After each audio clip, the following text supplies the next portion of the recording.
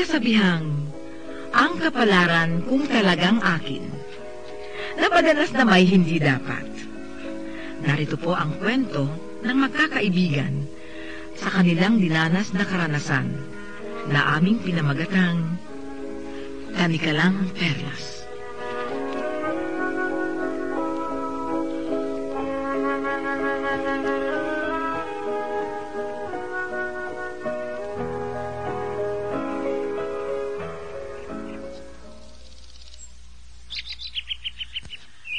Yan lamang ba ang dahilan kung bakit hindi kayo natanggap? Aba, anong klaseng bansa ito? Paano kung katulad nitong mahirap tayo at sa isang probinsya lamang kayo nakapagtapos? Ibig sabihin yan, hanggang dito na lamang kayo? Istambay na lang? Wala po tayong magagawa, Inay. Yun daw po ang patakaran ng kumpanya. Kinukuha lamang nila ang mga nagtapos sa lungsod. Mga bata pobre! Talaga namang ang bansang ito para sa may kaya lamang. Nay, huwag na kayong magalit. Makasasama po sa inyo. Nag-usap na po kami ni Naninita. Maghahanap kami ng trabaho kahit sa abroad.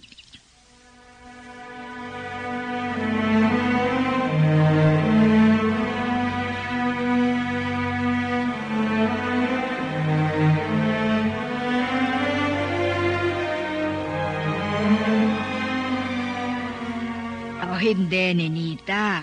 Mahirap ang malayo sa kamag-anak. Hindi ka sanay na nag-iisa. Lola, magkakasama po kami kung kami ay may tatanggap. Ay, sino kayo? Kami po. Sina Perlas, Anita at Maming. Huwag kayong mag-alala, Lola.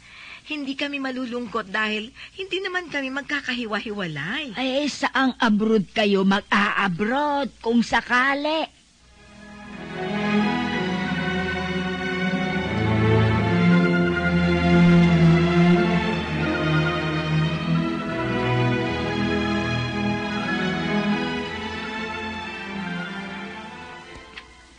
Backdoor?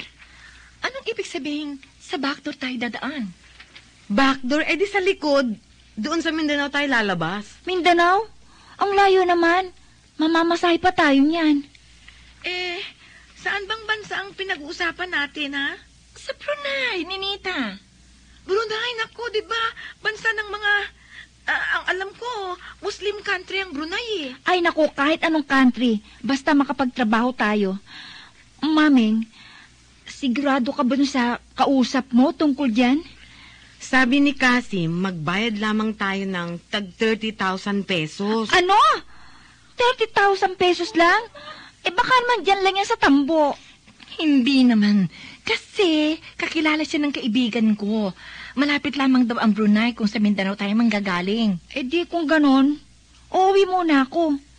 Hindi ko alam kung saan magdidilihensya ng 30,000 pesos. Ay, naku, ako rin. Ako rin.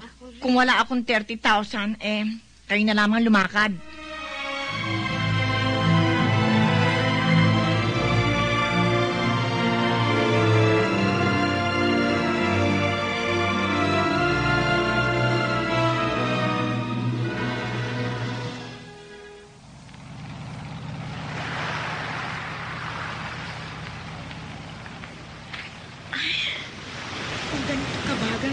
Ito, kailan kaya tayo makakarating?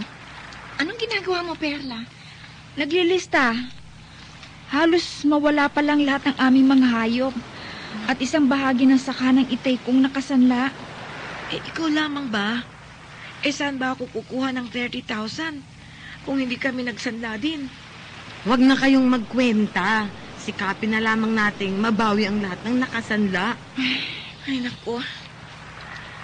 Huwag ka namang magbuntong hininga ng ganyan, Perla.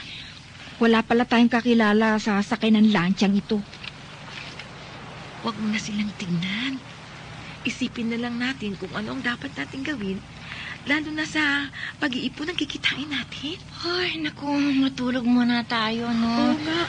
Malayo pa ata ang biyaheng ito. Sige, matulog na kayo. Ako muna ang magbabantay ng bagahe natin. Hindi rin ako makatulog, eh. Sikip, eh.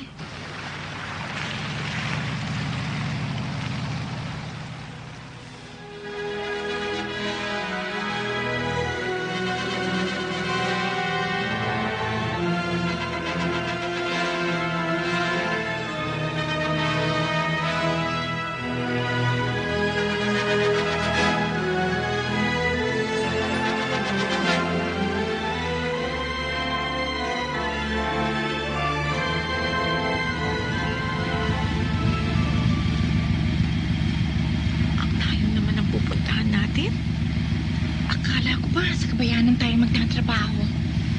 Baka factory, di ba? Ang mga factory nasa labas ng kabayanan. Ay naku, kahit saan. Basta, gusto ko munang mahiga man lamang. Ay, namaluktot yata ang mga tuhod ko sa lansya.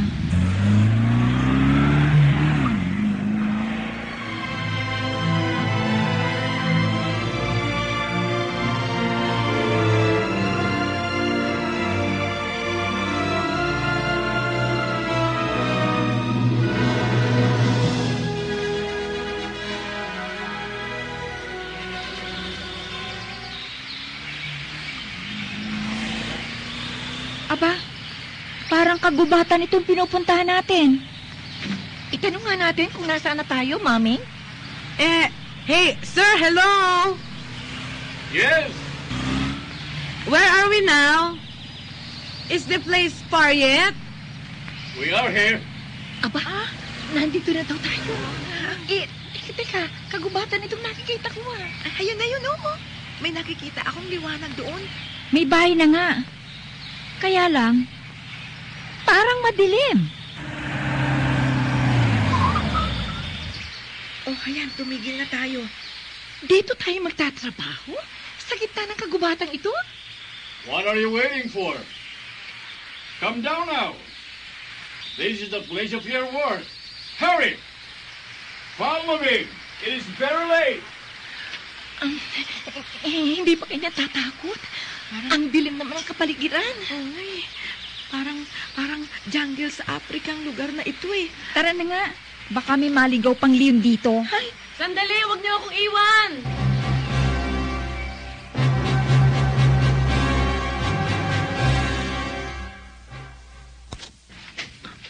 Huh?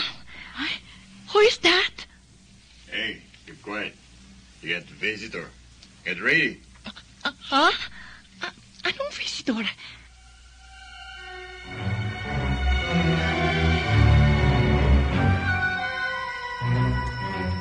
Who are you? Don't come near me. I don't know you. Don't come near me. Go away. Go away.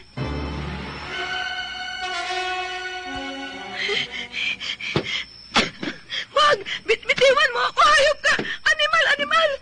Bitiwan niyo ako! Help! Naglolo! Help me! Help!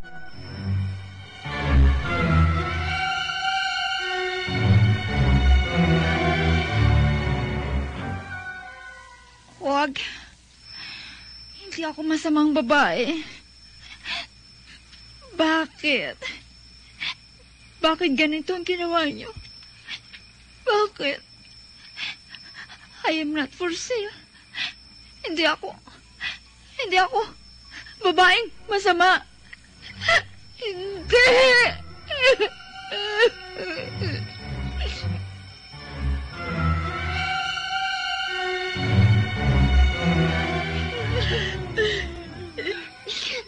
Hindi nila ako tinigilan. Hanggat hindi ako nakagulapay. Bakit gano'n ang trabaho natin? Ginawa nila tayong mga babae nagbibili ng laman. Hindi ko matatanggap ito. Anong sasabihin ng mga inay ko? Kailangan makalabas tayo ng bahay na ito. Mamamatay tayo rito. Para tayo nakabilanggo sa aula. Ang dilim. Wala man lang tayong matanaw sa labas. Ang malas naman natin. Anong gagawin natin? Paano tayo makakalabas dito?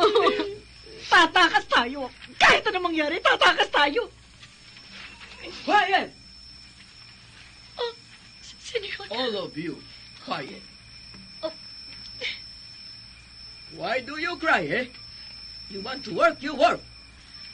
Hayop kang babae ka. We are not prostitutes. We came here to work, not to be prostitutes. You fooled us! You bitch! Walang yak ka! Ha?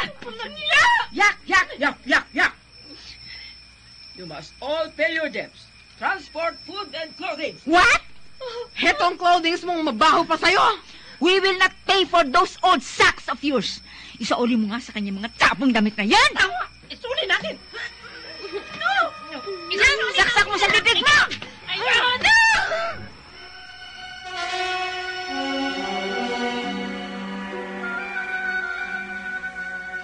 No. No, sale. Don't pay. Why? You need the money, hmm? No, I don't need any money. Not your money anyway. I like you, you know. You are very kind and gentle. And you are very warm. Are you all right? No. I can never be all right. Not me or my friends in the other rooms. The madam, she never pay us. She said we owe her big money. We have to pay her back. That is why we have to go to make many men happy. You know, I only like you. I don't want other men. That is why I don't have any money. Take my money then. No, I cannot do that. I said I like you. You understand? I don't need money from you.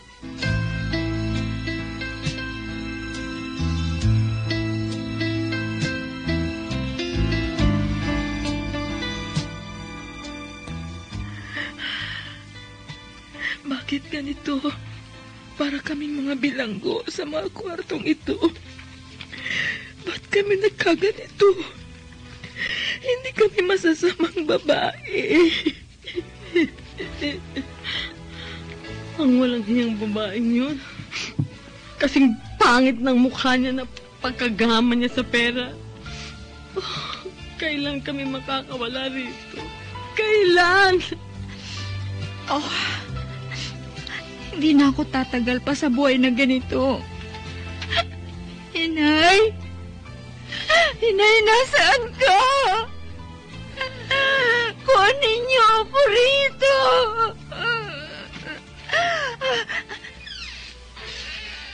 Hindi! Ayoko na. Huwag kang pumasok dito. Hayop ka! Papatayin kita! Huwag!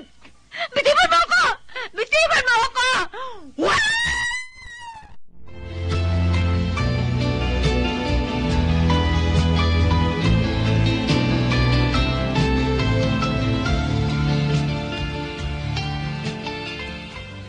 Anita, saan tayo pupunta? Huwag kang ingay.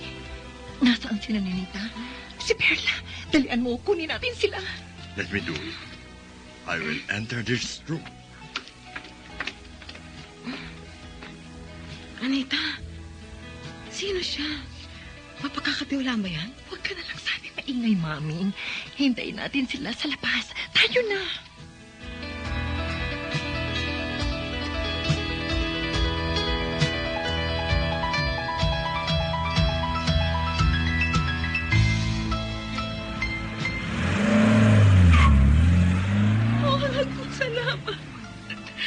Nakahinga na tayo ng maluwag. Bella, ka na umiyak. Malayo na tayo. Siya si Sukin. Nobyo ko siya. Siyang tumulong sa atin para tayo makalabas sa impyernong yun. Salamat, Sukin. Thank you. Hindi ba siya mapapahamak sa ginawa niya? Ken, what are you going to do after this? I go to Hong Kong. I'll write you from there. Good luck to all of you. Thank you. Believe me. Good luck.